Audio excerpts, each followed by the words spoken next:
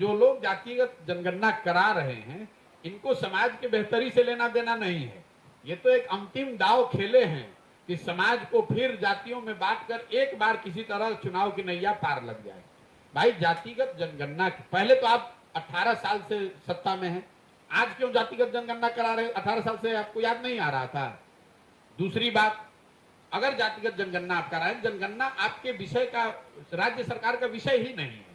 आप जनगणना नहीं करा रहे हैं, आप सर्वे करा रहे हैं। सर्वे करा रहे हैं। जनगणना तो केंद्र सरकार का विषय है और सर्वे और जनगणना में जमीन आसमान का फर्क है, क्योंकि सर्वे का कोई लीगल सैंक्टिटी नहीं है। इस बात को कभी सरकार ने स्पष्टता से नहीं बताया कि सर्वे का जो रिजल्ट आएगा उसकी मान्यता क्या होगी। उसकी मान्यता तो कुछ है नहीं, कुछ जानकारी। तो सर्वे तो राज्य सरकार कभी भी करा सकती है।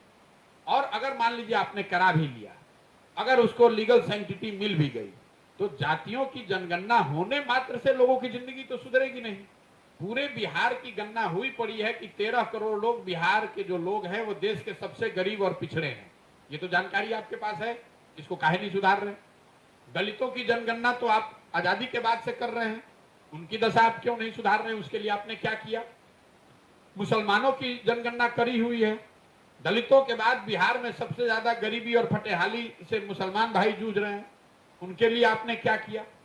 आप किसी गांव में चले जाइए, जो दलित टोले हैं, जो मुसलमानों के इलाके हैं, वहां आपको आंख से दिखता है कि कितनी ज्यादा गरीबी, बदहाली, फटेहाली है।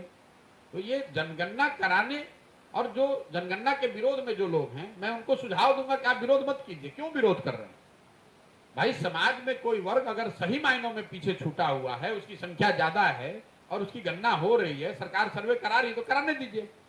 ये तो सरकार आपको उलझा रही है कि आप लग जाइए, आधे लोग लग जाए जनगणना के पक्ष में, आधे लोग लग जाए जनगणना के विरोध में।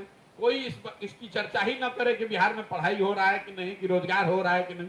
सब जाति में फिर आग लगा के अपना एक बार रोटी सेक के एक बार फिर मुख्यमंत्री बन जाए।